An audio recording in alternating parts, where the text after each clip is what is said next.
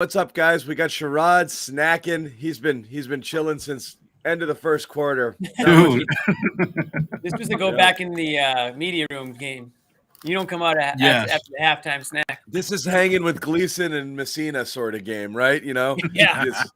You joke around with the camera guys because this one is over. We'll bring in Josue as well, and yeah, I mean, crap. You know, there's a ton to talk about outside of the game because stuff is kind of heating up. So there's stuff in the ether now. What's funny is Sacramento comes to town and it's one of these like, ooh, which guys on this team do you want? And the answer is none of them. None of them. None.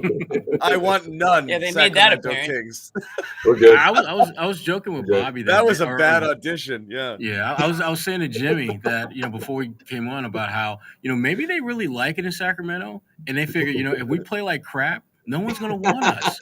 So we can stay here. We don't have to move. We don't have to get used to a different team. We're good in Sacramento. They want to stay warm, Sherrod. They stepped on. Exactly. I was going to say. They stepped off the plane. They're like, nope, we ain't playing tonight. No chance. We're not getting traded to Boston, man. If this is going to be 3 quarters of the year, hell no. They did not. They did not rally around Sacramento.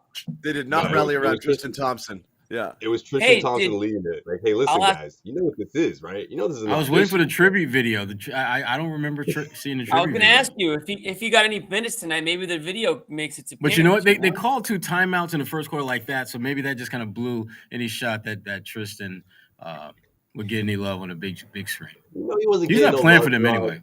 Stop it. He wasn't getting no love. He's already had it. Well, don't get me started. That was just too easy, Josue. He's got plenty of love. See, Jimmy, I showed restraint, but obviously Jimmy the kid could not. No, I had to let that one go. Sorry, Chloe. That was cheap. The Celtics could have had a little fun with that, though. And I see what you're saying, Sherrod. So Tatum, pretty good encore. Very good encore. Tatum and Brown set the tone tonight. I mean, they almost outscored the whole damn Kings on their own. I know. Think about that. But it was the first half. I mean, what was it? 30 points they held the Kings to in the first half. I mean, jumped out to a big lead, got comfortable, and 2 favorite words in the NBA: shots fell.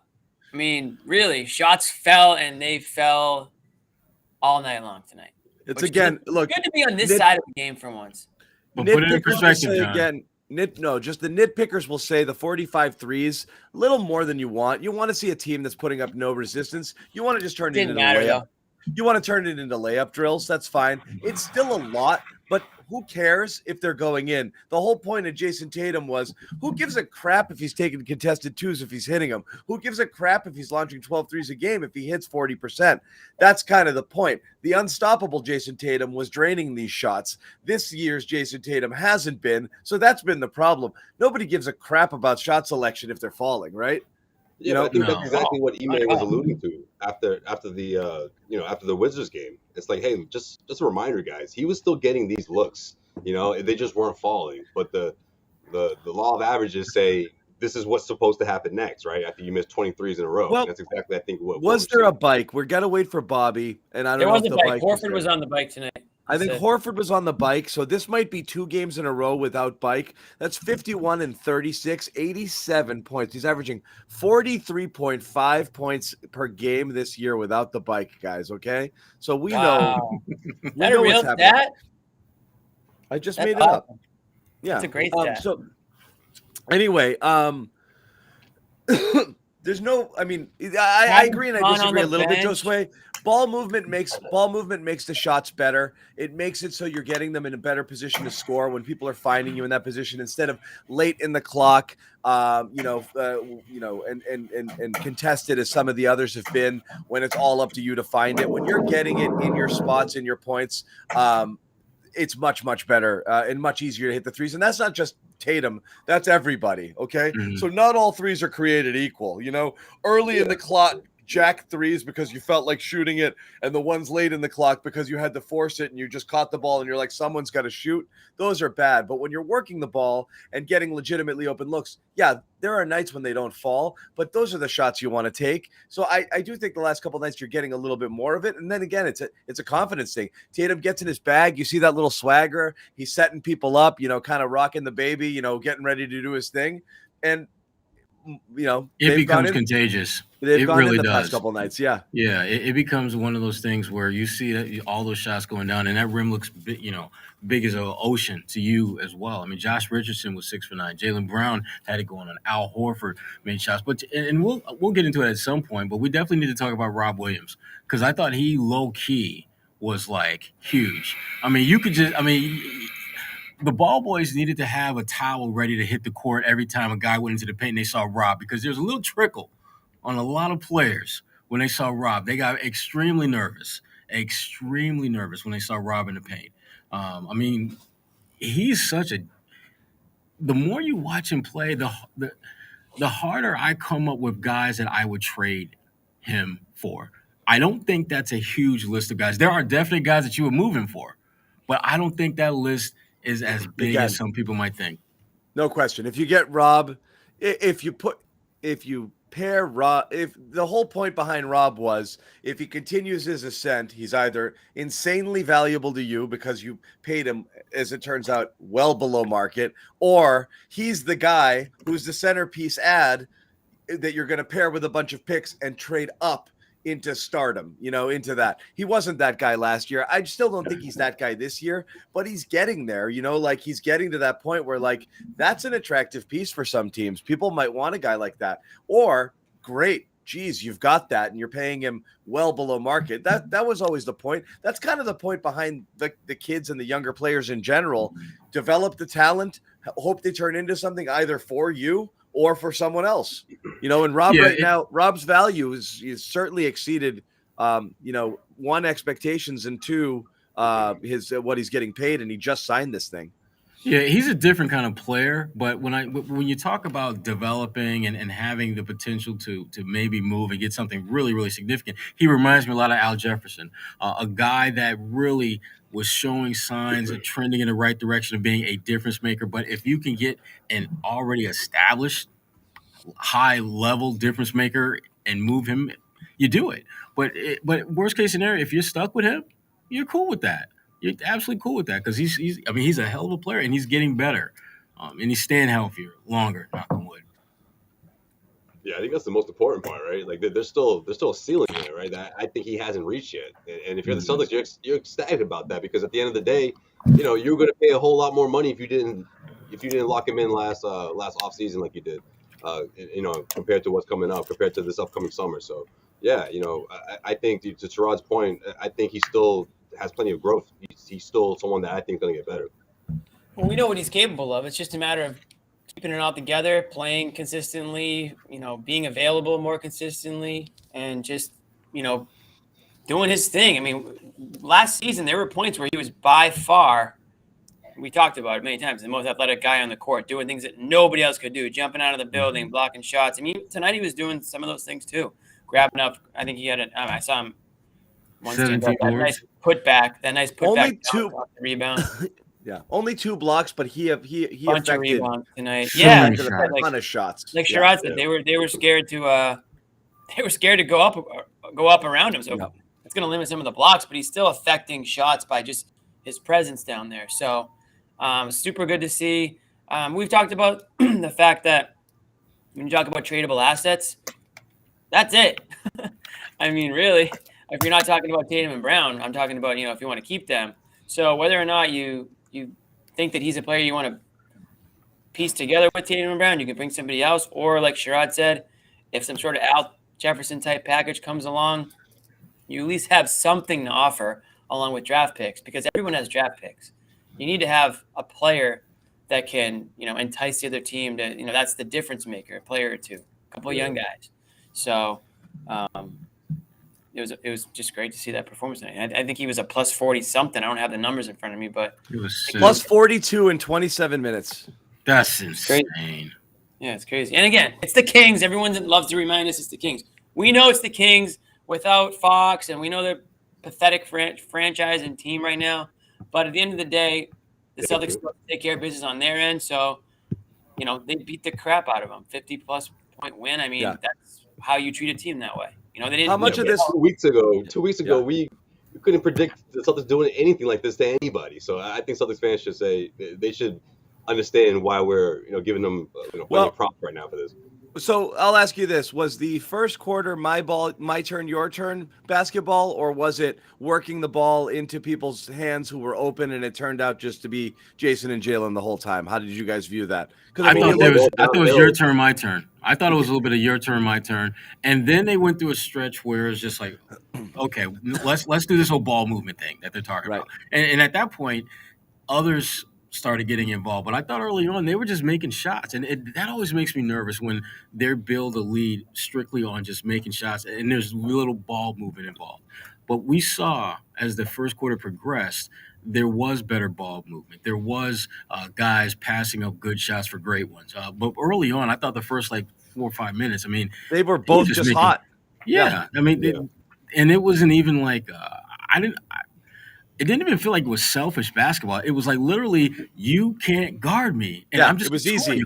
It was like, I mean, it really did. Now again, it reminded me of AAU basketball when you get certain matchups against certain teams where, if you're a wing, but that other team's best player is a center, you're going to get someone who's not as good as you at your position, and what do? You bust him. You score at will, and it felt that Jalen and Jason had major mismatches where they could score. They literally could. You felt like they could score every possession if they wanted to.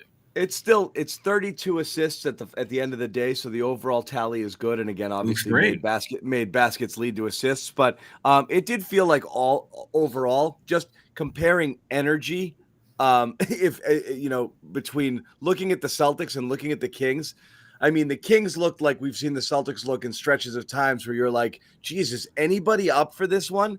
They were that way for 4 quarters. The Celtics were flying. It looked like they were playing at a completely different speed than the Kings tonight. So that type of energy is gonna produce good results no matter what. I mean, they were flying all over the place, and Sacramento looked like, again, they didn't want to be there. The question is, how much of this loss can we pin on Kyle Draper?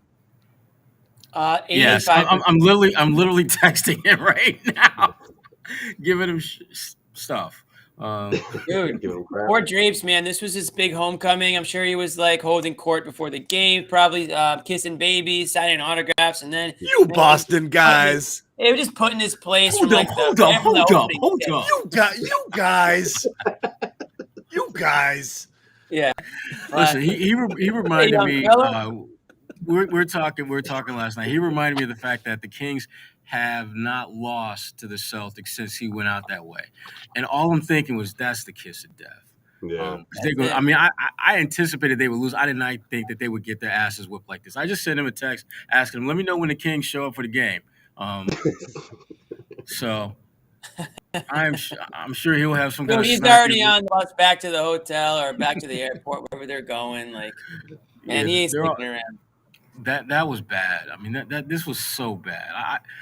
I didn't expect Sacramento to win, but I thought they would put up a little bit more fight. Other than just other than the opening tip-off, basically, this was a wrap.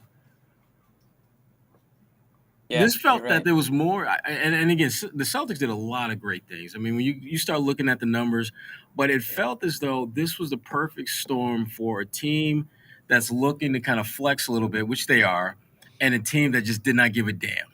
And this is what happens. I mean, Sacramento pretty much called it a night when they were down 17-4. They were just like, psh, what time is that flooded? I mean, that's fine, though. Again, we joked about nobody here represented well for Sacramento. But if there's a fire sale, I'm in. I want some. Give me. I know. Coach, how you doing? I'm good. I'm just talking really bad about the Kings right now. Who's this? It's not Drapes, is it? No, it's not Drapes. Drapes is one out of this. You don't want to come close to you.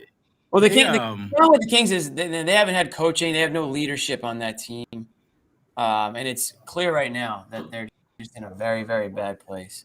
So, this is the type of loss that honestly, type of loss like this would make an owner want to make a trade. You know what I mean? Listen, if they want to move Harrison Barnes was 1 for 12. And you know what? Yeah. Bring him. I'd take him right now. Yep. Absolutely. Without question. Halliburton, he didn't have a very good game, which was surprised. He was the one guy that surprised me because he's been playing really well. He was like 2 for 9, missed all of his threes. Nothing fell. Yeah, at 7 assists, but still, I mean, he was really very non-impactful. And I know Drapes' guy, Buddy Hield, he made a few shots. He was like 4 for 14 or something like that. But again, no impact, no shots of significance from him either.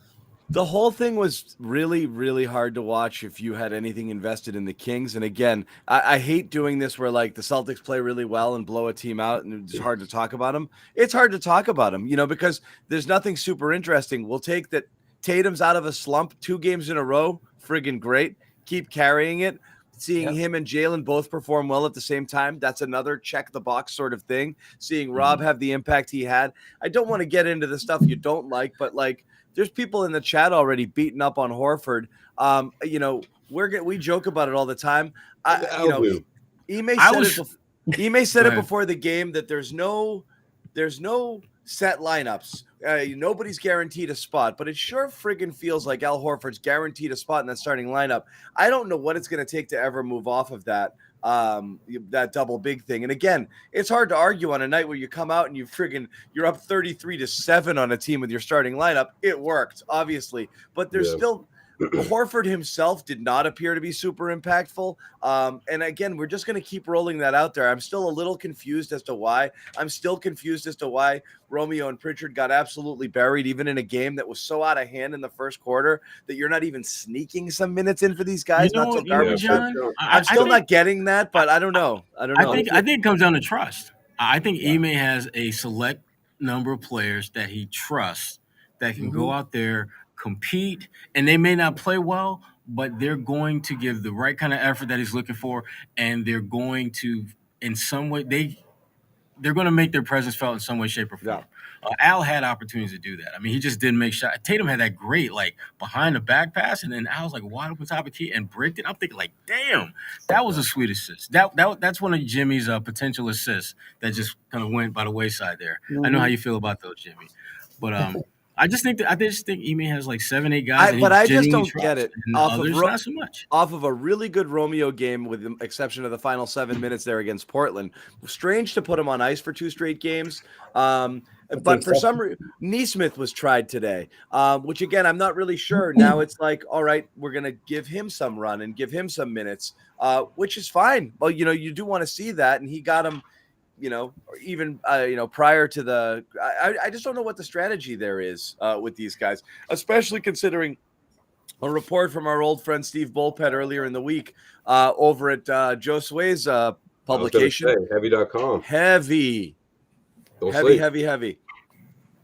the Celtics are going to be active in the trade market.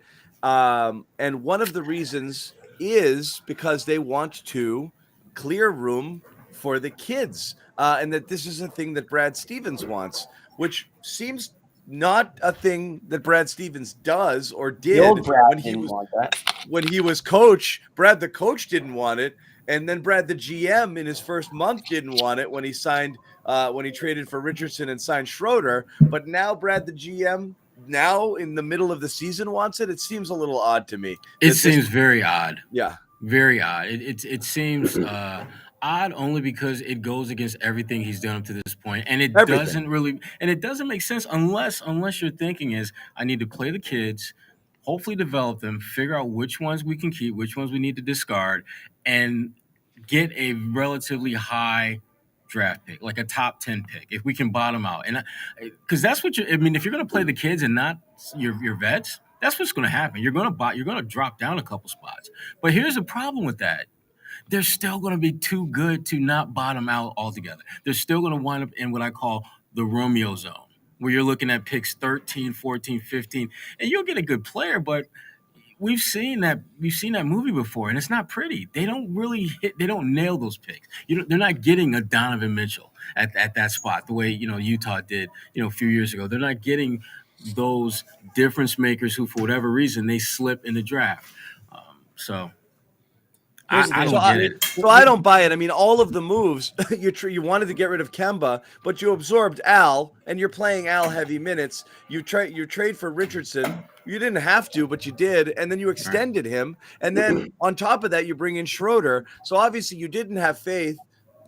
Which is fine because they haven't shown you a reason to have faith, but also your organizational philosophy in the offseason was not to develop younger talent. It was to surround Tatum and Brown with veterans. So have we reached a new point in the thinking, which is we've seen what it is. Forget it. That was a mistake. Is this an admission of like, well, we shouldn't have done that. We should have gone with the kids. Like, what was surprised here? It didn't work out. So why would he keep doing that? Yeah. Well, I'm fine with that. You should absolutely admit mistakes. You're far enough into it and say, yeah, why did we do the Richardson thing? He's fine. He's helped us at spots. But are we getting closer to our goal by playing him heavy minutes, or would we? What's get your goal? To our goal? It didn't work out. Right, Jimmy. That's my question too. What is the goal? At this point, I would think it would be a top 5 team, which they're not anywhere near that. So you scrap what was not working and you try to mix it up a bit. It's like what we've been talking about. And go for it. To answer, I'm just dubious. To answer what you're saying about Neesmith, I thought this was a perfect game for him to come in there. I mean, the offense is contagious. It's red hot. Show me what you got, young fella. Get in here. Join the party. I thought it was a good opportunity for him. Poor dude, too. He misses his first two. He missed his first 2 open threes. Like, come on. And he makes that last. Did you see him when he made the last one? He was like, thank you. He did the Tatum kind of thing. He was like, fine. Oh, got one, because it's in his head now, too. Like he's Tatum. Like he's a 40% three-point shooter. No, but he's like, he was like kind of the, I got one. And still hit a shot. Yeah, right, exactly. Against someone not in the SEC, yes. I mean, he played hard as hell. There's no question about it. He's friggin' buzzing all over the place. You just want to see his first 3. There was nobody within 7 feet of him. It's just like you just want to see those go down for his sake. Yeah. I like that he brings it every time he's out there now, and that doesn't mean that he's always doing it in a conducive way, but he is not a player that you're questioning like his efforts. Yeah, there you go, tenacious knees. No, you're questioning his effectiveness when he's out there because I'm just questioning his ability. Sure. I still struggle with the concept that you were drafted for a very specific skill, and that's the one thing you literally don't do enough of. What's up, Bobby? What's going on? Speaking of questionable ability, what's up, Bobby? Damn. He got the Bobby. Hey, about to go to report mode. What up? All right. How we doing? That was an entrance. What's going on? That's Bobby's way of saying F you guys. As usual. Well done. His timing is always impeccable. That was dope, though. I like it. What's up, Bobby? That was fun. It feels like this team finally had fun for the first time in a while. And it started in the Washington game. We talked about that, Josue and I on the court there, just seeing how exuberant the bench was. We talked about here on the show, no bike watch, just Horford getting some pedals in. That's continued for a second straight game here. It's nice to see this group feel good about itself because I think the staleness had developed a just stagnancy overall within the group and really no urgency at all. A lot of the things that were written in that Athletic article for the last year and a half, I think, have been true. And I can't even remember the last time that they had this much fun. When was the last Geno time? I mean, I'd have to like. Tatum's firing T-shirts into the stands. And him and Jalen had a moment. It was almost KG-esque, like laughing and just like throwing towels over each other. Yes. They had just enjoying Geno time. These guys hate each other moment. Is that what they had? Yeah, no, there was just a lot of fun going on the side of the fourth quarter. Give me a selfie so I know it's real. I hate to be Debbie Downer, but if I'm whipping the team's ass for like 50 points, I'm going to be having a lot of fun too. I'm going to be enjoying the hell out of that. The difference with this group is that and John looks like they hate each other. Yeah, these guys hate each other. That's funny. They're shooting T-shirts in the stands. Well, listen, even when this group has won games and had great wins at times over the last couple of years, it doesn't look fun. It looks like a huge relief off their shoulders, hitting shots, getting some amount of success just feels like a relief for this group. For it to finally feel productive and fun and just get everybody going and even get the young kids in the game for a quarter and all that kind of stuff. Like they needed this so bad. And they have a chance here with a couple of days of practice ahead with some more rubbish defenses scheduled over the weekend, Atlanta and New Orleans. This could really be a get-up run for this group. Now, where does it lead them? I don't know. I heard you guys talking about the path to the deadline. I still think this ultimately looks like a selective sell, and just keep the core here and figure out what you're going to do from a long-term perspective in the summer. Squeeze in some minutes selectively for a Romeo or a Pritchard. But as you said, John, I'm just not buying that report that they're going to go 100% young here and they're going to dump all the veterans and they're just going to kind of give up what they're going for here. And you know what? I think that's the fair way to go. I don't see a ton of opportunity at this deadline the more I look at it. I love shoving buddies. Thanks, Cam. Yeah, I agree, Bobby. I we talked about it, in our group chat today. That just doesn't. Everything feels like a little tax move, and if you can find a way to improve somebody, to improve the team a little bit without spending much, you'll take it. But I don't see a fire sale, and I don't see a youth movement.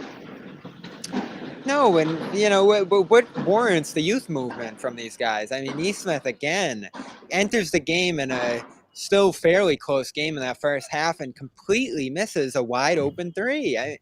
Listen, we've talked about the rhythm stuff. We've gone over and over about all the lack of opportunity and role that these guys have. When they get in a game and you get a practice shot from three and your job entering this league was to be a shooter, you got to hit them at a higher rate than 23%, even if it's on low volume in Neesmith's case. There's just no excuse there. Now, Romeo's had his moments. I don't think he got enough of a shake in this game, which was a bummer. But even he, goes down in the backcourt in the final seconds there and just sort of schleps off the court while everybody's celebrating. I didn't love that look from him. And then, Pritchard struggled at times. Listen, I've been the biggest Pritchard advocate. He has struggled at times when he's gotten in these games. So this full youth movement that so many people want and this massive integration of these young guys, I just haven't seen enough from them to warrant going in that direction. It is a bit of a circular conversation that we keep having. The reason you haven't seen enough of them is because they haven't played them enough. But what kind of roles are they supposed to get? And again, it all comes down to, it's the same thing. It goes back to last year. Why did we spend a minute on Semi Ojeleye? What did Semi Ojeleye get you? What was the point of playing him at all? What's Josh Richardson get you at this point? He's a professional player who helps. He's a veteran presence, and that's fine. But ultimately, aren't you better off seeing whether you have something in one of your younger players that might become a long-term asset for you? It's not the short-term gain that you might get, however little you're going to get off of it from that type of player isn't worth it. And I'm going to throw Schroeder in there too. He's been super effective because they've needed him at times, and without him, they would have won fewer games. But between Schroeder and Richardson, you're looking at Romeo, Neesmith, Pritchard minutes there. There's about 40 minutes there that you could get. That if you don't have those guys, you're dividing it among those three. Would you rather have seen them playing consistently 15, 16 minutes each to this point in the season and not have had those guys? I say yes. Schroeder's the guy, and to some degree Richardson, because they're ball handlers, secondary ball handlers, and you can slide. Pritchard most specifically into that spot, and even Romeo to some degree, because I think he does have secondary ball handler potential. I don't see him running sets, but he's made plays in spots throughout his early career. Neesmith's the guy I think that's just a little bit lost right now. I don't know a straight path to getting him involved this year in particular. Other than just squeezing him out there. And they've tried to do that. I mean, this game, again, there's been multiple games this year where they've squeezed him in the lineups in the first half and just gotten nothing out of him. So I've said this, there's different levels to the youth. I mean, Grant's clearly involved and could get more involved if you put him above Horford in the rotation. That's another thing you should be doing already. And again, not just because Grant has a super high ceiling and he's going to be a star. He shoots, his is a fit. He was awesome tonight, I thought. Yeah, just hesitating and waiting for his shot on the right side while scanning the floor to see if an extra pass was there. He's talked in the past about always looking to make that extra pass rather than being aggressive himself. Him sort of hitting that sweet spot and spotting up and making in that situation was great. Offensive rebounding early was a big plus from him.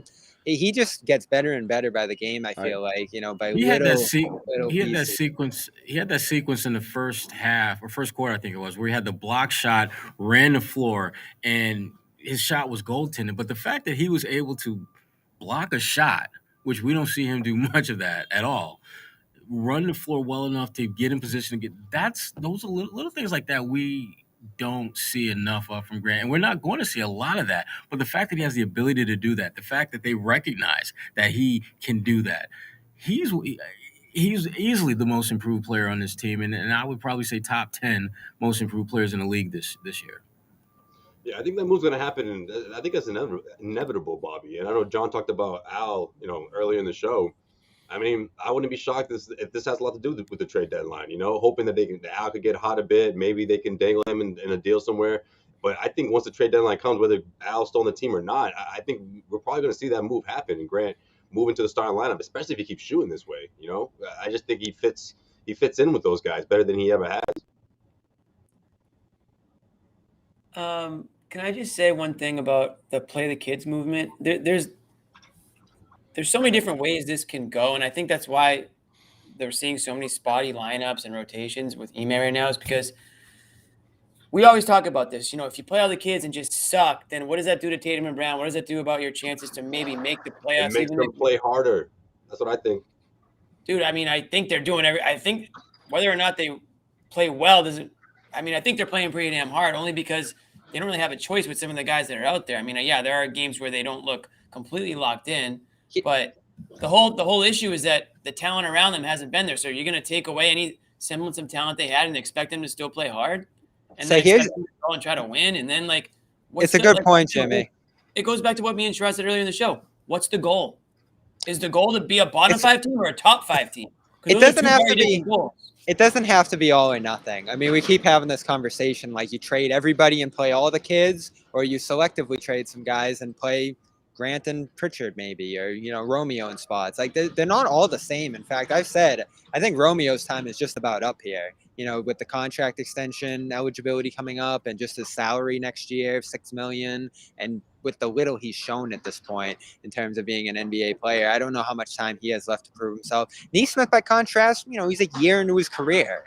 It doesn't matter to me if he gets lost this year. He has multiple opportunities in years to come to get involved here. Maybe it's not here, maybe it's somewhere else, but it's not critical to squeeze him in now. Grant, I think you're right, Josue deserves more opportunity. This is my question. We're now looking at the starting lineup that we've complained about over and over, and I've been one of them.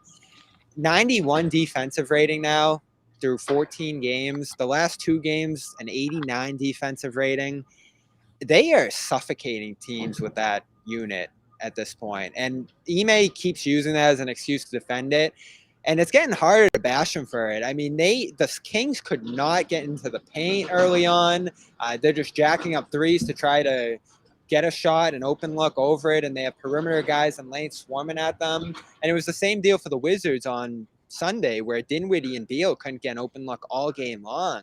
And it just sets up this nice rotation that Ime really seems to like, where they're just excellent defensively through every single rotation that they put out there.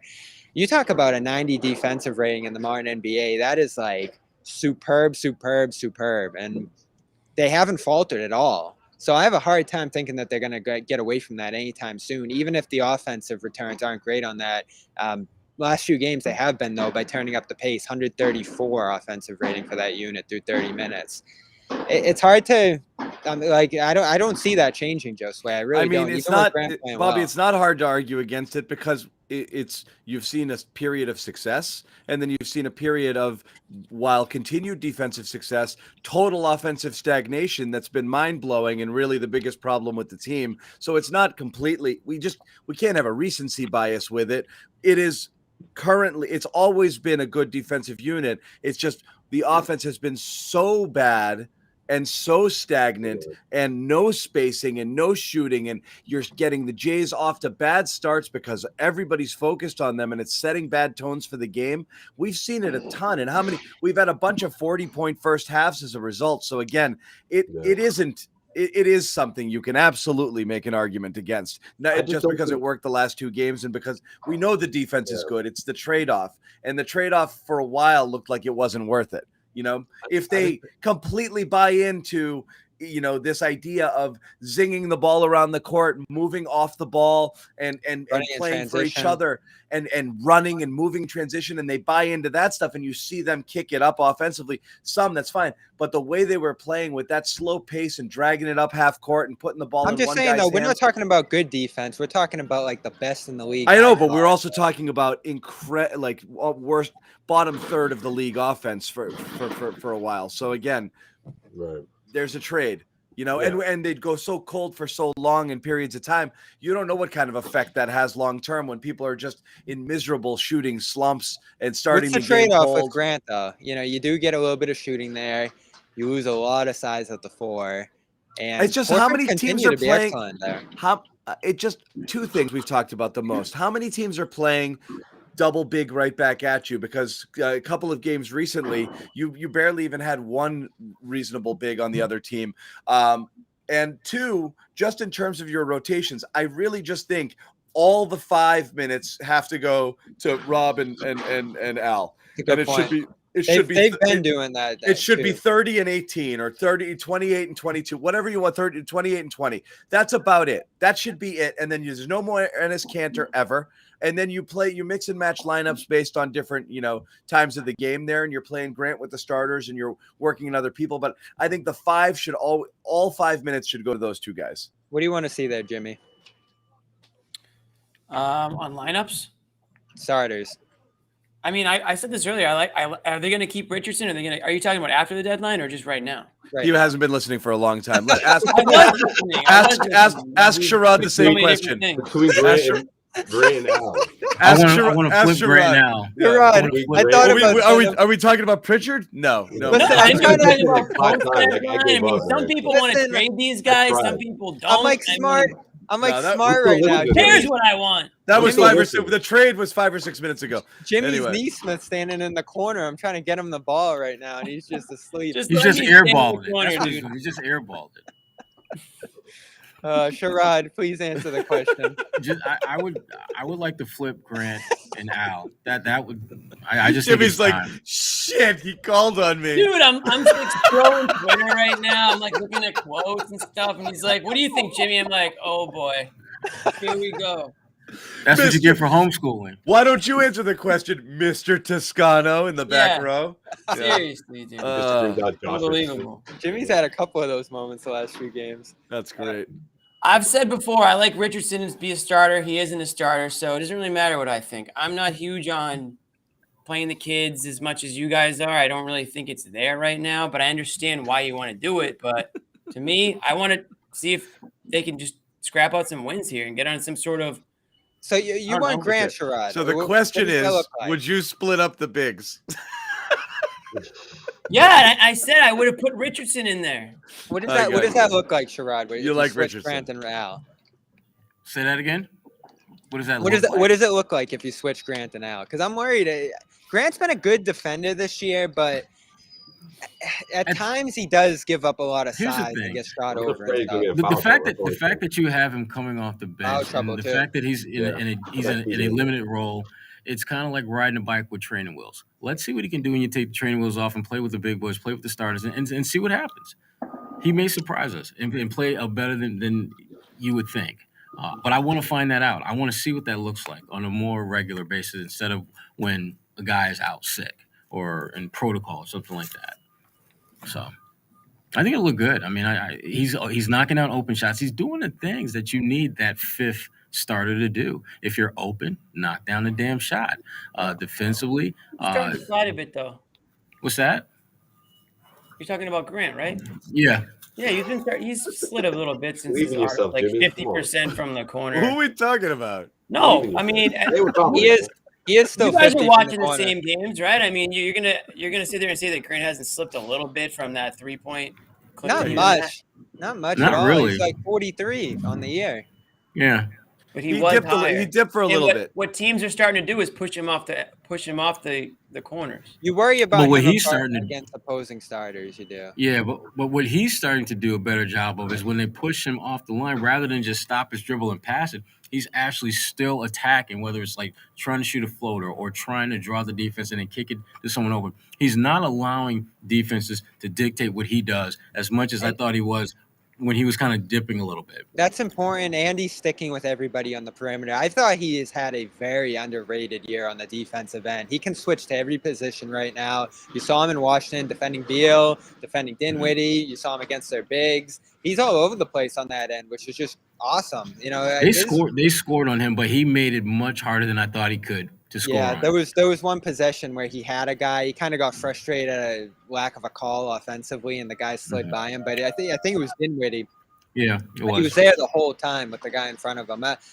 He's earned it. He really has. I think he's had a much better year than Horford, and it's definitely a move you can look at there. When you're putting up the defensive numbers that starting five is, though, my only thing is that I think that gives Ime an excuse to stick with what he's doing right now, because those numbers are really good. They're really good. Oh, they're unreal. Yeah, and you just see Sacramento couldn't even get off the ground in that first 6 minutes of this game, and that basically set up the rest of the game from there. They had 7 points for like the first 8 minutes of this game. That starting lineup set a great tone. Because the one thing the Kings have been able to do all year was score. I mean, regardless of who's in or out of the lineup, and the fact that they were and the Wizards, the Wizards can score too, and you held them 87. Yeah, true. So that is true. Nothing not really totally true. Totally true. Even Jimmy thinks so. But we got away from it a little bit, Bob, because we talked about it, and then you were doing your thing. And so we want to circle back to it, but we were talking about obviously the game that Jalen and Jason had together, which was great because that's what you want to see. Ime, who's been tough on the guys for a lot of the year, just in terms of even after good games, you've heard him say a lot of times things like, well, yeah, but we really want to see them working the ball. We really want to see this. We really want to see that. There's been a lot of coded language there and how Ime talked about them even after success. This is about as effusive as I've heard him be of their play after the game. If you're in a noisy place, mute it so we don't hear you. I'm going to play. This is Ime talking about Jalen and Jason. Yeah, sets the tone. Everybody kind of follows their lead, but they're buying in on both ends of the court, guarding extremely well, and then carrying over from last game offensively. That was great to come out and see, but they are the two pillars and leaders of the team, and when they come out and play with that intensity, everybody seems to follow suit. So everybody has a role. Obviously, Robert's huge out there. Marcus doing some of the same things, but those guys really set the tone offensively, and the effort that they're giving on defense and holding the team to 30 in this day and age in the NBA is obviously high level defense in the first half. Okay. All across the board, leaders, pillars, effort, defense, buy-in, all pillars. There's that pillars word. That was like Ime's greatest hits of everything he said in his introductory press conference of what he wanted them to be. This is what he talked about them being, empowering them in the beginning. These guys have to set the tone. These guys have to be leaders. And then what happened? Nobody wanted to be the captain. Everything got weird. The season got off to a strange start. This guy wasn't playing, that guy wasn't playing. And then, it really, we never circled back to this notion of Tatum and Brown being the guys, being the leaders, setting the tone with their effort and their play every single night, which is obviously what he wanted, obviously where I think the whole captain thing was going, by empowering these two guys to be go out in front of the pack and have everybody follow you. It just kind of never happened. And I need one, not one, but two captains. Anybody? Two captains. Which two? I don't know. Anybody. Right. Oh, I forgot about that already. Is there any all-star captains? No, but here? Anybody? Half the load of a captain. I think Ime's been expecting these guys to make his job easier along the way of so I'll just come in and I'll be, Steve Nash did it with these stars, I'll just come in and I'll, kind of pump us up and get us to whatever, but you guys are just going to carry it, it just didn't happen. Can I have a 1 second aside, just the opposite end of that spectrum? Tyrese Halliburton tonight. Obviously, the Kings haven't won in the past, haven't been to the playoffs for 15 years, but I refuse to let the culture of what the Kings have been in the past take over who I am as a person. Oh man. You need to ask for a trade, young fella. You don't want that to happen. You need to find a new team to play for. I had a motto for the season. It was at least we're not the Lakers. At least we're not the Lakers or the Kings, I think is how it's got to be amended. But anyway, back to you, Ime. Anyway, so this again, I don't. Maybe I'm overreacting or exaggerating, but this sounded like, Ime was pretty psyched about these guys for the first time in a long time. Not that he hasn't been down on them the whole time, but this, like I said, kind of covered all of it, right? Done. Let's look at what they've done over the last couple of weeks. They finally closed some games, those Indiana ones and others. They've gotten better at closing out quarters, as he talked about. I think Tatum and Brown, you saw again, still connected, going on like 2 months now, passing to each other pretty often. And, they're finally starting to extend some leads and stay engaged and not let their foot off the gas. You just start to check off all these little things that Ime's wanted them to start doing throughout the year, and they're doing it. And it's been consistent, and it's starting to build. Listen, you have the bumps in the road, like the Charlotte game and the Portland one, and the thing that I still think this team has to get past is falling in love with the three. I talked about that all last week.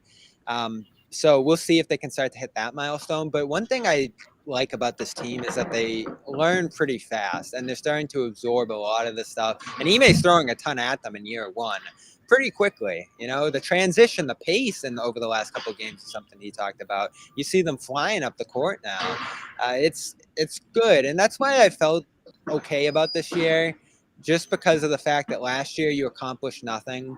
This year, even though you're not accomplishing much, you're at least starting to see Ime instill the habits that he wants to see out of these guys.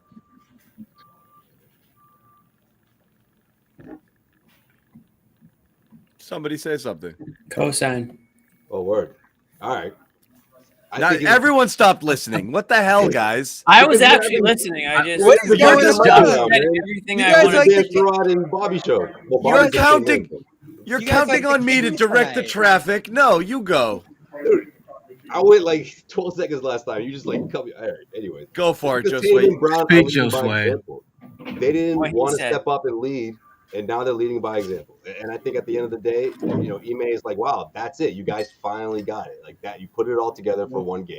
You got a win that I'm actually really proud of. And we have to see if they can keep this going, obviously. But, Ime can't be that cruel, right? He's got to throw them a bone every once in a while. And I'm glad he did. I'm glad he didn't point out that one thing that bothered him or something that he would have liked them to do better.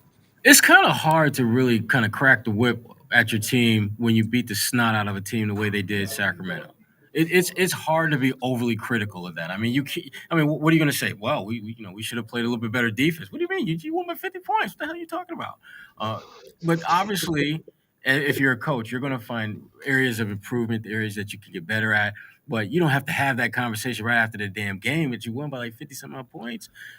Ime's here's what I think we're starting to see. We're starting to see both the players and the coach get a better pulse for one another, figuring out how to navigate effectively going forward. You look at the way. This is why I hate the Ime criticism. Why? Why is that, Bobby? Because I feel like everything people look for last year that Brad wasn't providing, Ime has begun to provide. So you can split hairs about his rotations, and you can get frustrated that he doesn't play the young guys. But Tatum and Brown are responding to him, and he has the room, and he's been able to be tough without losing them, which I think is huge and everything you were looking for in a coach. So I'm not worried that he's playing double big or doing some things that piss people off from a rotation standpoint, because the thing that was most important here was establishing a culture. And it's been uneven, but overall I feel like they've connected with him. Haven't you? I mean, it's definitely been better. And you can see it trending in the right direction, but it's still, there's room to get better. There's room to grow with that. But to me, the big thing is that more than anything else, your two best players are actually starting to play like your two best leaders. They're leading by example. You look at this game. I mean, I don't think it was just a coincidence that both Jalen and Jason were knocking down shots, and all of a sudden, damn near everyone who stepped on the floor, other than Aaron Nesmith, was knocking down shots. And even Aaron finished 4 for 8 from the field. He just couldn't make any. He just couldn't make threes. So they're doing what you're supposed to do when you're as talented as they are. I'm talking about Jalen and Jason. And there's no, you don't have a Kyrie. You don't have a Gordon Hayward. You don't have an Allen in his prime ahead of you. You don't have a Kemba Walker. This is your team. This is your team to lead. And I think they're finally figuring out how to do that, still get their numbers, and still work within the framework of what Ime is trying to do system-wise. Yeah, and again, Bobby, I'm generally speaking with you. I always think picking on the coach is low-hanging fruit. I believe all of the Ime issues have to do with a first-year coach that wants to play his veterans because that's what he feels comfortable with, and he doesn't want to do anything super risky because it's his first year as an NBA coach. And a lot of coaches do that. They rely on things that they view as reliable. And so I think almost every coach relies on their veterans. But yeah, short rotations, and a Pop would do that too. Short rotations and you play the veterans. That's fine. I just think the double big, the double point guard, the no point guard, certain things have been flags of like, this doesn't work. They've gone away from the point guard thing. But that's fine. But they have. But to those guys respond to him, that's been a issue we've had. Are they responding? Like, why are these guys sleepwalking through some of these games? Why are these guys not playing with pace when he obviously wants them to play with pace? Why are these guys not making the extra pass when he keeps saying we need these guys to make the extra pass? Why is the defensive intensity there sometimes and not there others? Not just from the team, from these two guys. If they're responding to him, they should have been responding by acting this way on the court. I do not believe that they respond to him, and I don't know that it's his fault. I think it's their issue. They didn't do it with Brad, and they didn't do it with their handpicked guy. So this is their maturity and their growth where they have to recognize, I have to do this all the time. I can't pick and choose spots, especially on teams that lack talent. I've got to be perfect here. I can't coast. We're not good enough to coast. And so they haven't done that this year. And if it took 40 something games of taking some lumps for them to figure it out and they turn a corner, we'll forget about it. It'll look back on it and be like, well, that was rocky, but they finally figured it out. But it's all about the consistency. Again, I don't think we shouldn't fall victim to too much recency bias on a team that's one game over 500 because this is what happens. It's on and it's off.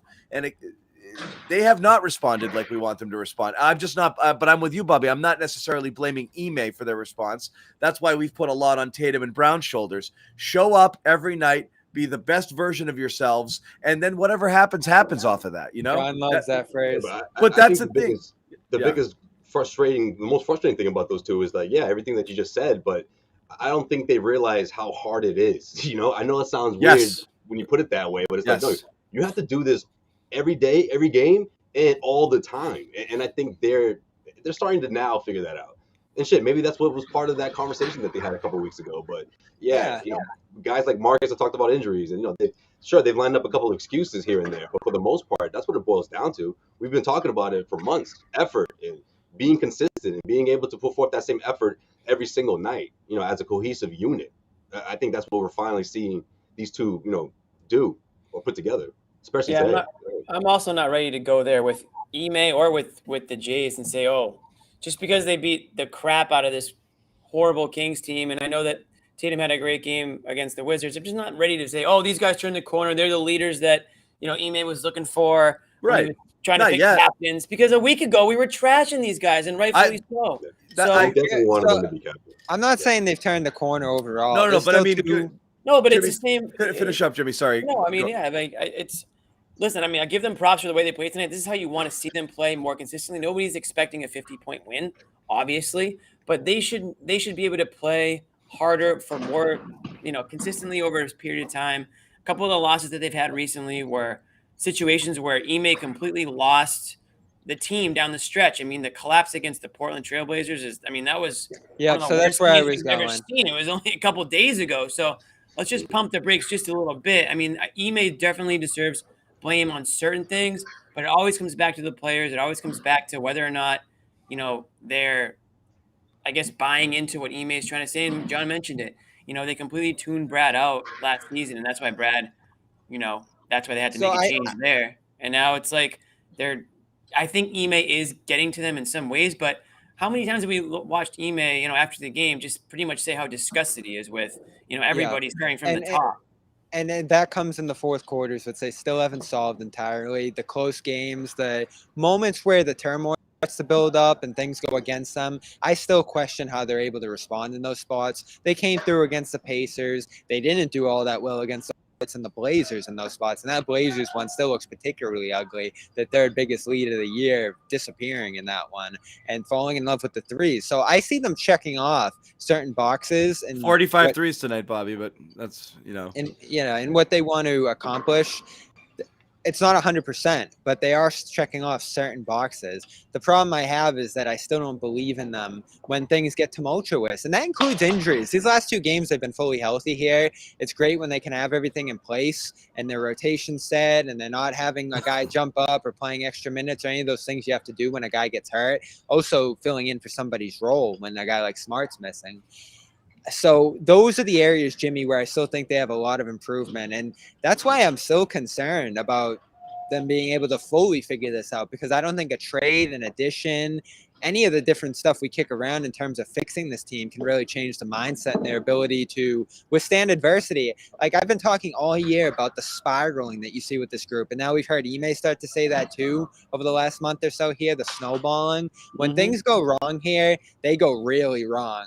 And it's good when you have a game like this where the other team never really threatens you, but we still got to see them more often come through when the other team makes a mad dash back into the game and the shots stop falling and things get more difficult in the fourth quarter because the other team's locking in defensively. That's what they're going to see in the playoffs and in the play-in tournament and stuff like that. And we have certainly seen them falter numerous times in those situations. So those are the big ones.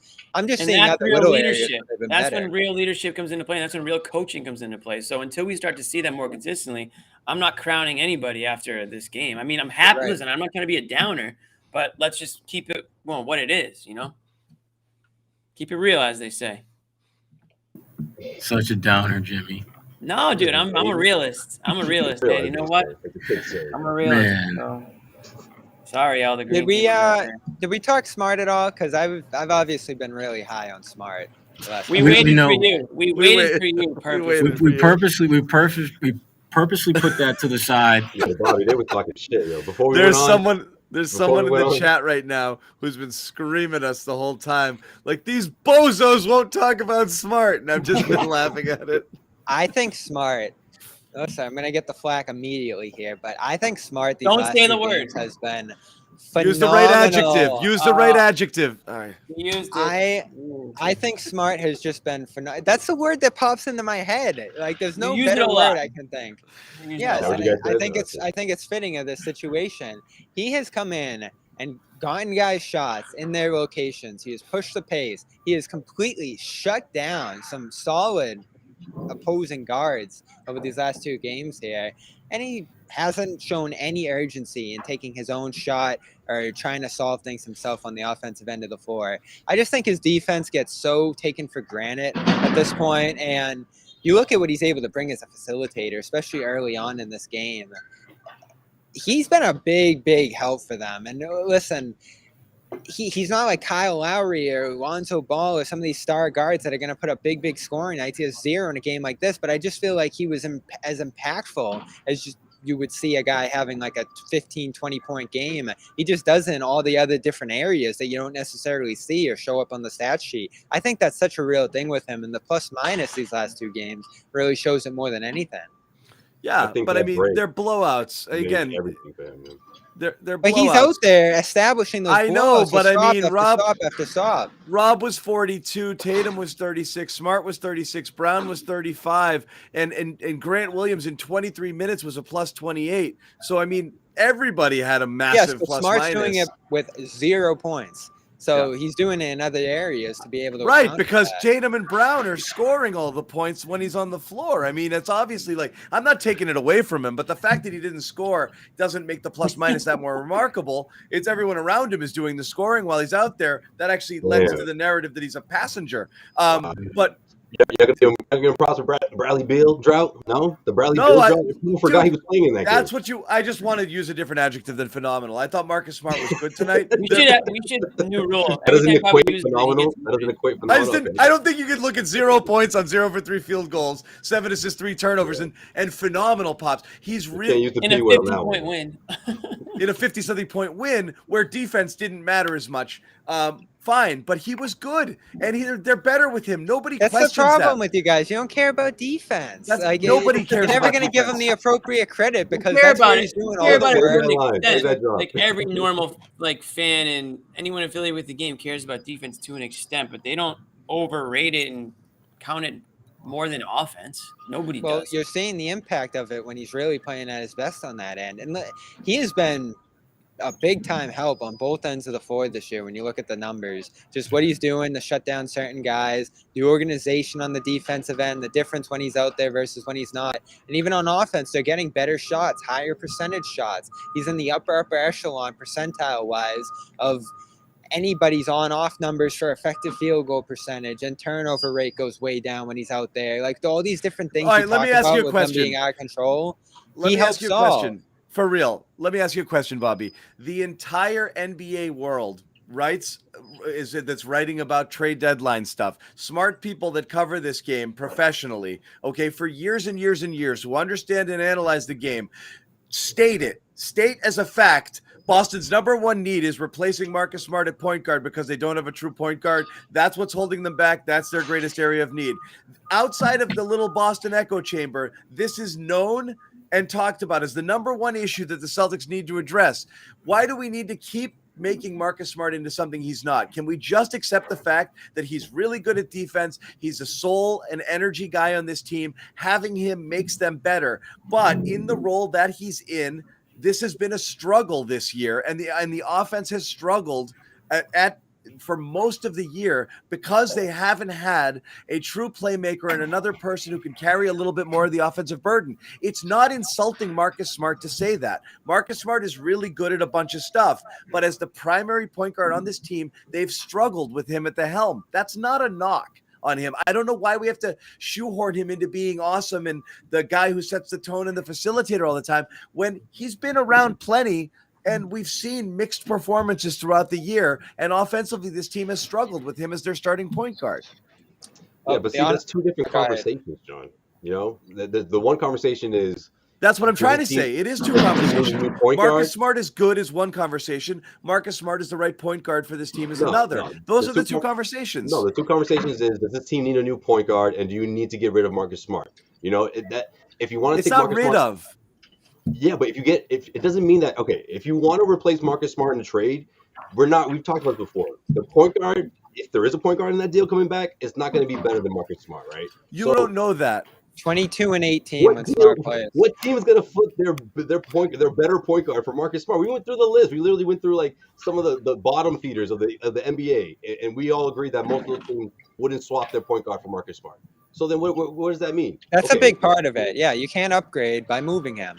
Again, at the same time, is Marcus Smart your best asset? Yes. So it puts the Celtics in a tough spot. You explore options for Marcus Smart. Yeah, sure. You know, if you can get, but you're going to lose a lot by giving him up. You're going to lose a lot. Okay. If you don't want him at point guard, okay, I get that. That's fine.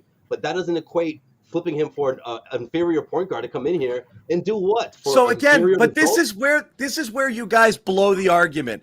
It's the assumption that moving on from Marcus means tossing him on the sidewalk for nothing. That's not the point. About replacing him as a point guard, but you don't have a point guard option. Guys, if you're you could stand to lose a lot. Stop. Let's say this. If your best wing is Harrison Barnes and you're a Kings fan and you're saying we need a better primary wing scorer than Harrison Barnes, is that an accurate statement? Yes.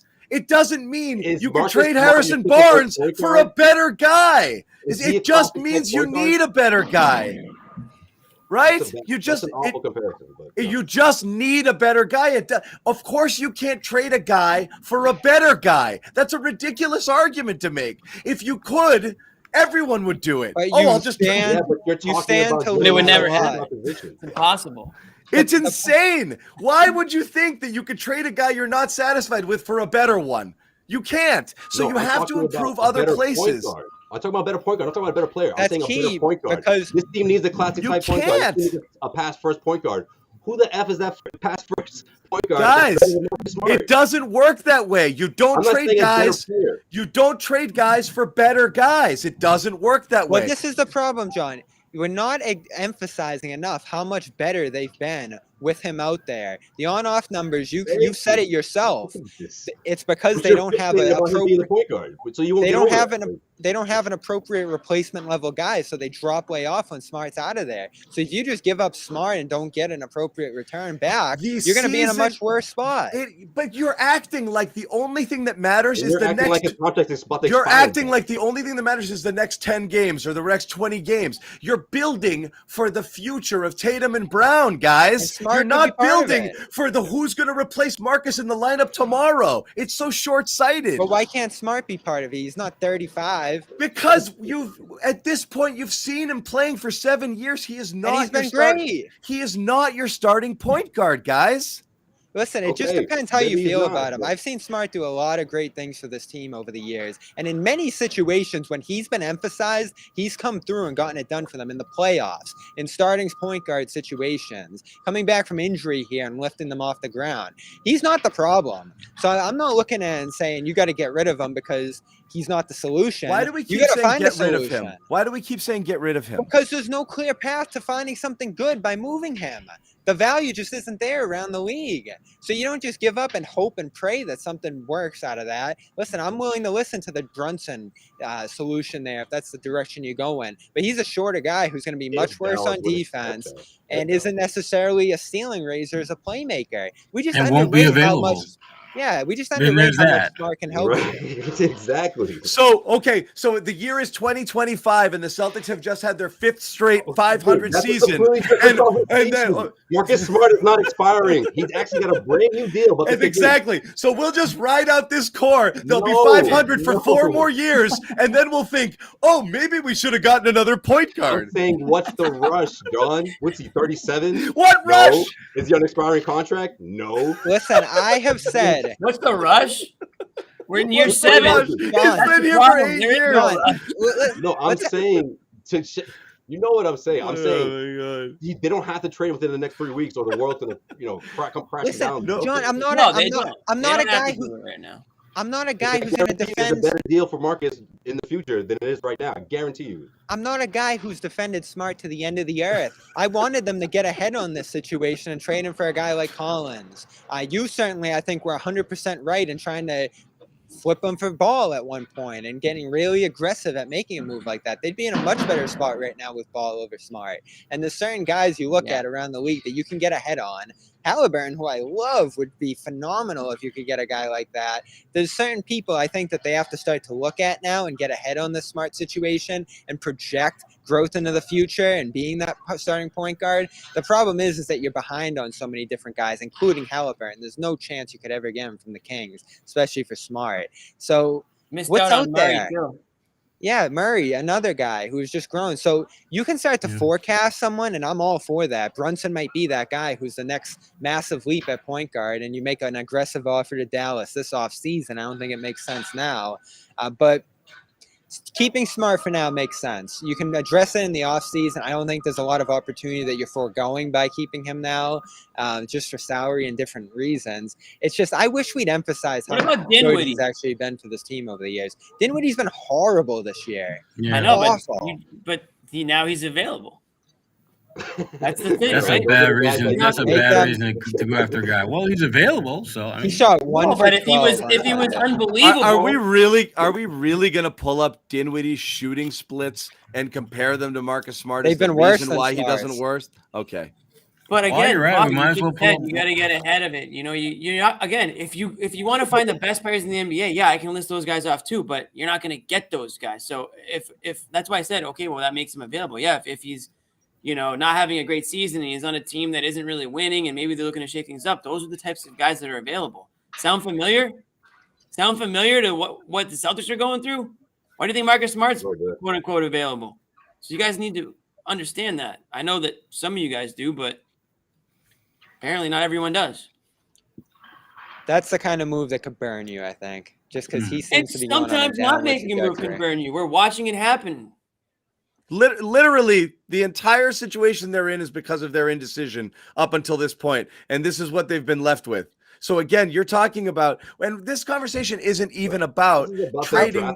This conversation is not about moving on from Marcus Smart. This conversation is about the Celtics' need for a better point guard. That is a different conversation altogether. So the Celtics need for them to be clicking at a higher level, a different point guard. There's a world in which Marcus Smart could have a role in that. If you had drafted a guy who was better than that, and you could pay him and Marcus Smart his salary to be the sixth man energy guy, your team is that much better for it. Okay, you might be right about that, but it's two different conversations. Marcus Smart is good. This team needs a better point guard. They can both be true. There's no reason to say you can't trade him because of X, Y, and Z. That's still possible, John. Yeah. Whether it's a draft or let's say Brunson wants to come to Boston because he would have clear reign as the starting point guard in Boston. It's just a hypothetical, but you don't necessarily have to give up Smart to Dallas in that situation. If he really wants to come here and that's his intent, then the move happens. I mean, we just saw it with Ball to Chicago. Chicago didn't have to give up anything extraordinary to get him, even though it was a sign and trade. So I think that's still a little bit of a reach, as Sherrod said.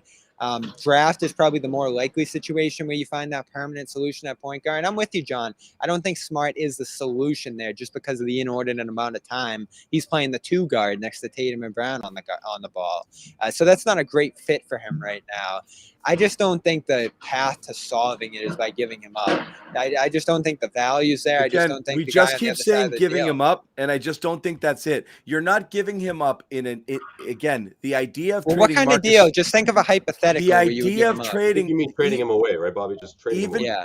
Even trading Marcus Smart is all about a reset, not about an improvement.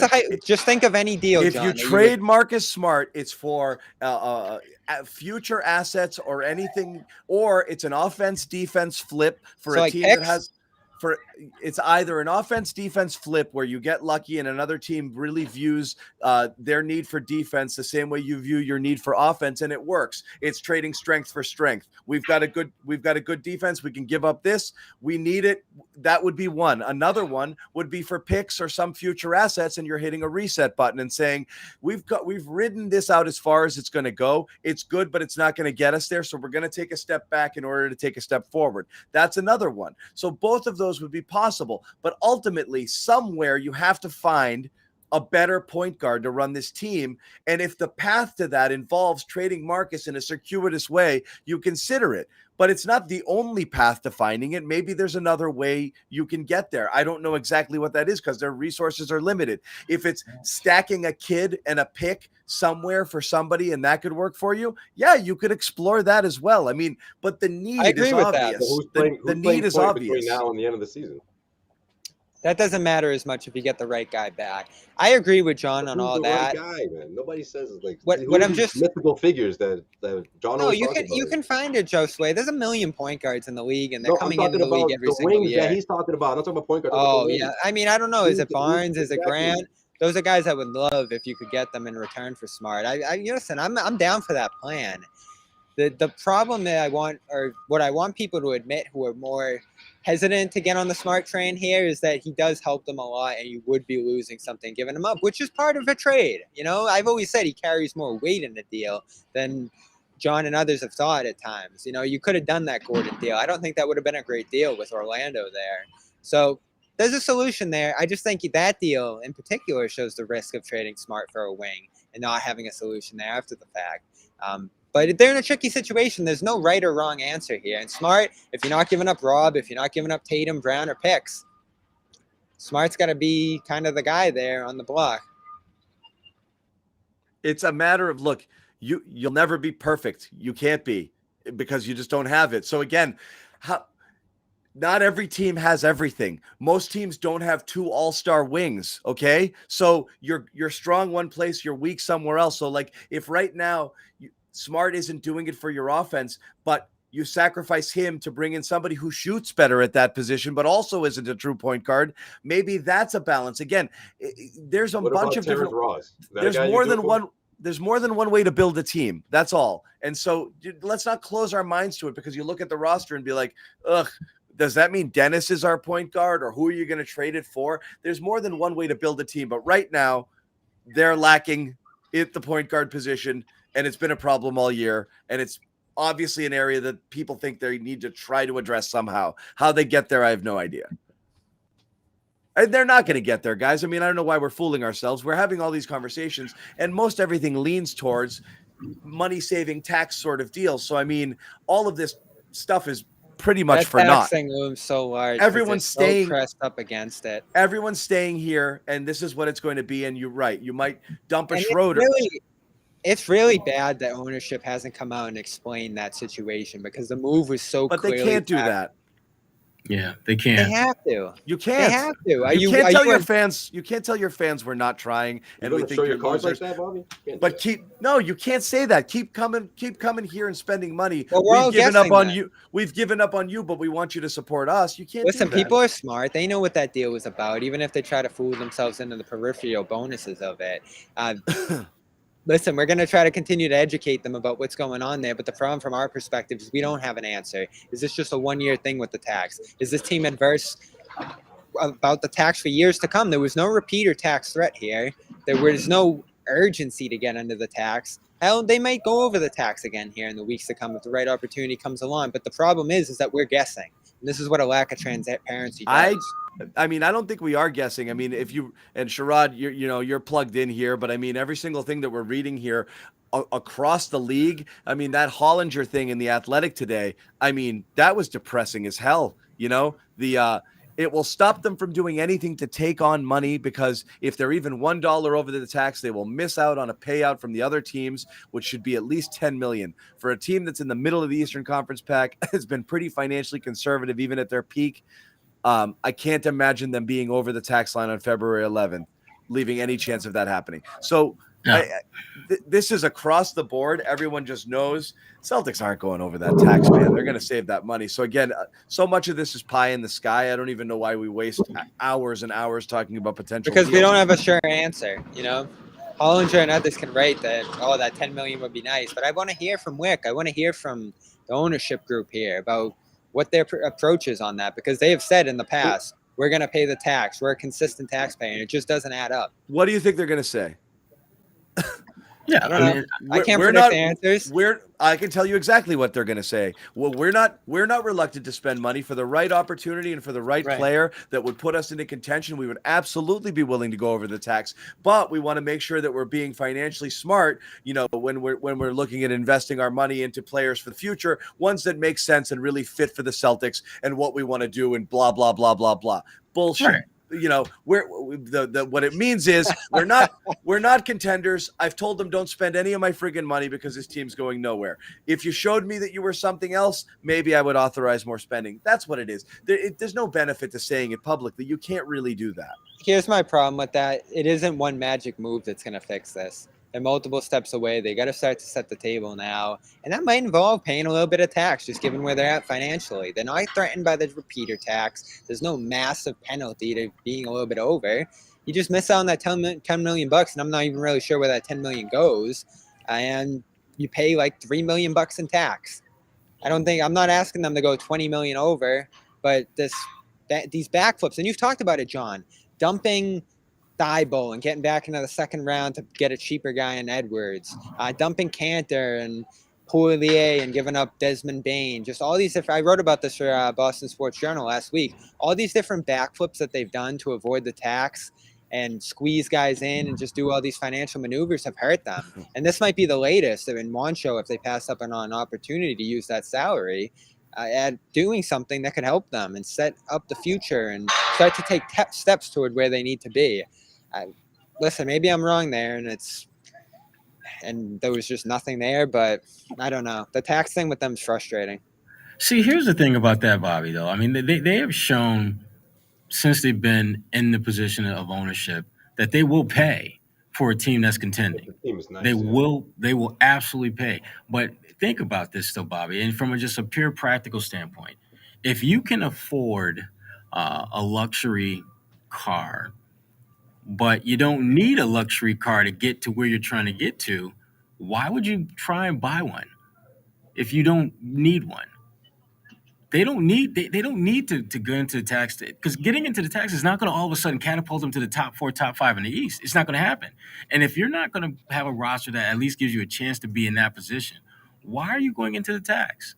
Yeah, they're in a tricky spot because it's more like they have the luxury cars right now. Yeah, and they're kind of out of money, and they need to like add some stuff onto the engine and like fix the transmission and like pay this extra money to keep it going. And that's the tricky thing right now. But they're out of money. So, right now they're just doing oil changes, man. Let me get at this metaphor. And if I'm the guy offering the loan, for this, I'm like, well, wait a minute.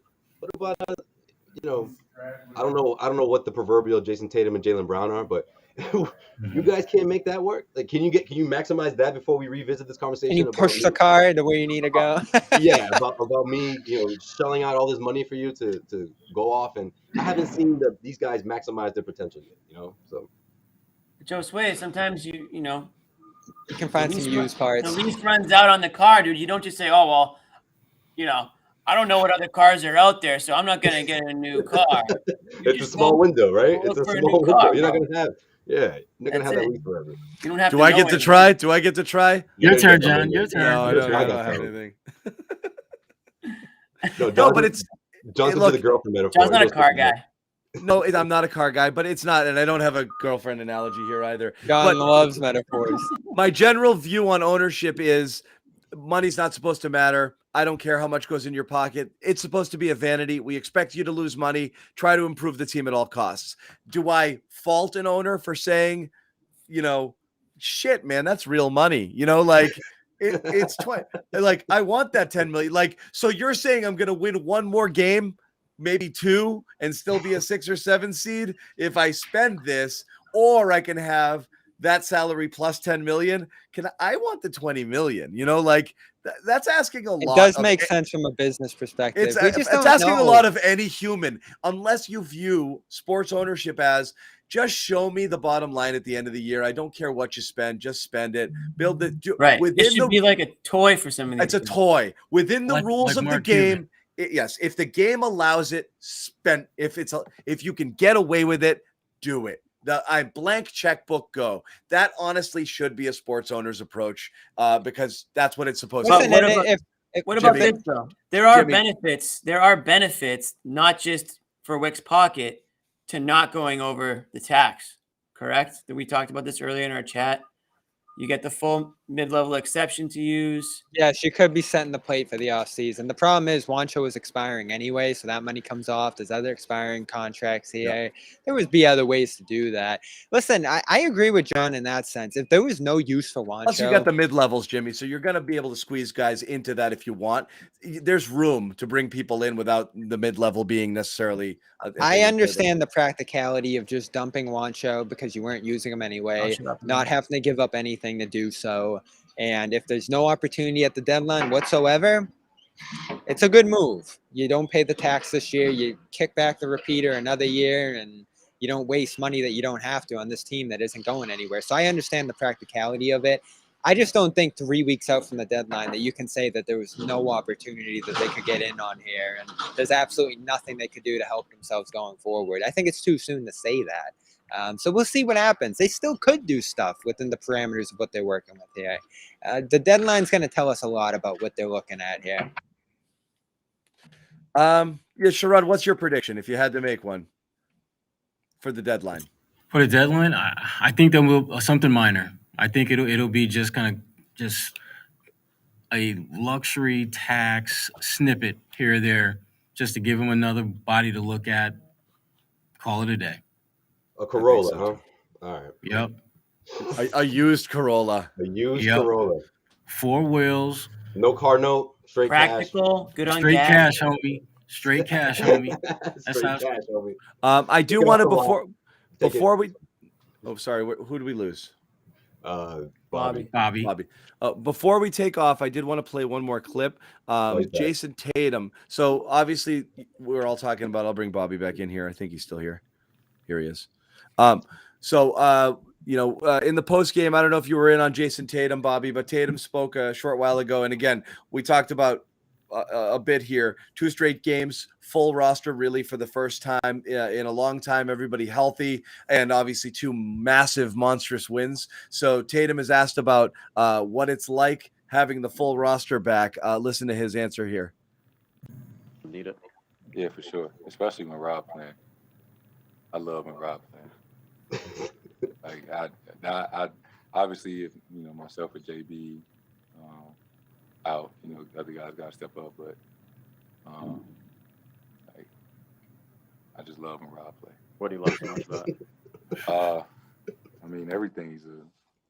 If you drive into traffic and you ain't got to kick out, you can just throw it to the sky and Rob will catch it. And you can Just pressure throw it the to ball the a little bit sky. more because if you get beat, he's back there to protect you. And he's just a lot more vocal now than previous years, and he's just always active. I mean, he had 17 rebounds a night. Yes, I just love Rob. I There love he is. Rob. There he is, Jason Tatum, talking about the most important Celtic, Marcus Smart. I just love No, Rob. no, it was Robert Williams talking about Robert Williams. With the sincere smile too. He's so happy. Damn. Immediately though, what was it like having the full unit? I love Rob. I love Rob. Bobby got mad at me. I said a bad thing about Smart. Jalen, Rob, Al. Who else is there? I love it. that Neesmith kid. Oh yeah, he's pretty good too. It's because he's buddies with Rob. Jalen again. All right, they're buddies. So now No, but the Rob thing. I mean, one of the things I loved last game we talked about Jalen very didn't little like when Marcus called was him the pick and rolls. Yeah, they're still mad at Marcus. They're still mad. Jalen was. I don't know. Maybe Tatum is now too. Non-bike Tatum is just a happy dude, I think. Dude, he was having so much fun on the bench. Maybe he's gonna be like, it's He not is. so bad over here. It is so He's bad like, over here after all. Oh my God, Rob, you're funny. Wait, is this what you guys do? You guys hang like this all the time? Did you get to what he just said? Yeah, right. This is awesome. I love it here. I love Rob. I love Rob. Isn't that great? He just kept saying it. I just, it's good. Jalen's cool and all that, but I love Rob, Oh. I love it. I love it. It's so good to see that dude happy, man. It is, right? It really is, man. It is really good. It's crazy because as he's, I mean, you look at all the mile markers that he's crossed in such an early portion of his career, and yet he never seemed to be enjoying the moment, whether in the moment or afterwards. But now, I love Rob. Maybe that's the secret sauce to Tatum's happiness is Rob Williams, because clearly he needs to stick around. I think that, and maybe that was part of low key, whatever you're thinking about doing, Brad. Just know this: I love Rob. I love Rob. Basically, just declared Rob is untradeable. Yeah, right. I was gonna say Rob's good enough in his own right to stick around, but like if he was one of those like scrub players, he just needs to like befriend like Tatum and just make sure Tatum's got his back no matter what. But he doesn't need that. But dude, hey, John and everybody, how many times have we said like, do these guys just not know that Rob's like a cheat code out there? And like all you have to do is like throw it up to him. And yeah. That line from Tatum where he said, I just throw it up to the sky. I just throw it up to the sky. Like, yeah, it is that easy, actually. It's like having like a Tyreek Hill like receiver. Literally throw it as far as you can and he'll run under it. Like, Rob, just throw it into the sky and then he goes and gets it, Right. Yep. Tyreek Hill, Deebo Samuel, those types. Yeah. Exactly. Oh my goodness gracious. But yeah, no, I mean, it's good to see that. It's good to see camaraderie. It's good to see them, kind of joking about stuff. And again, like they're not just, they've always had this belief in Rob. Like we joke about like the Matrix Neo, he's discovering he's the one stuff. Like they know, like, they're like, if this guy just blank, oh my God, cause they're around it, and he's more engaged, he's more into it, like, coming into his own. And that was like my big hope at the beginning of the year. It's still not all the way there. There's still so many places he can still go, but I mean, he's going to finish this year in double territory with, top 2 or 3 in the league in blocks. How much more?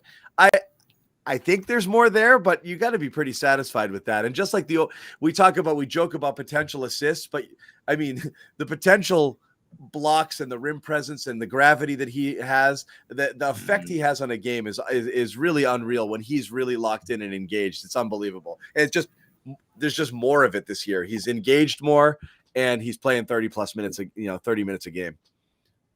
So he's getting comfortable. He's settling into those minutes, which is something we were worried about a little bit. Yeah. Well, we just wanted him to be healthy at first. Remember those days? So it's amazing to see him.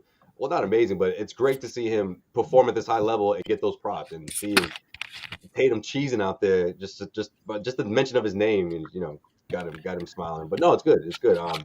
Man, imagine what that price tag would have been if they didn't re-sign him during this past offseason. No kidding.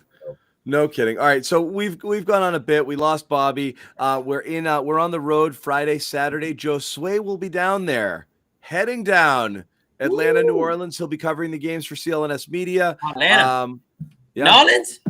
Mm-hmm. Oh, he's gonna get that soul food. Okay. Try to skip that snowstorm this weekend. Oh, that's good for you, Sherrod. You going down too?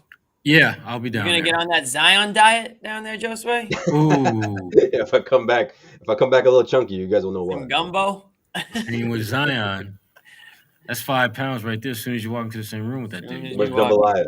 We'll see. My goodness. Dude, I didn't realize that Zion is just like he's like a method actor. I was watching the NBA TV, and all of a sudden he shows up in a commercial, eating Doritos, drinking Mountain Dew, right? Playing video games. I was like, dude, this dude really took that role to heart, man. Like you don't need to go that hard for that commercial, dude. Because he's next to Zach LaVine. You look at Zach LaVine. I mean, yeah, Zach probably didn't just. I don't even think Zach ate any. Yo, Zion, just because it's free doesn't mean you have to drink the whole case of Mountain Dew, bro. Like, is this part of the deal? Is this part of the deal? Yeah, like yo, they sent me a lifetime supply, man. What you mean? Yes, dude. It's a 30-second spot. He ended up using 2 years of his freaking career on it. It's killing him.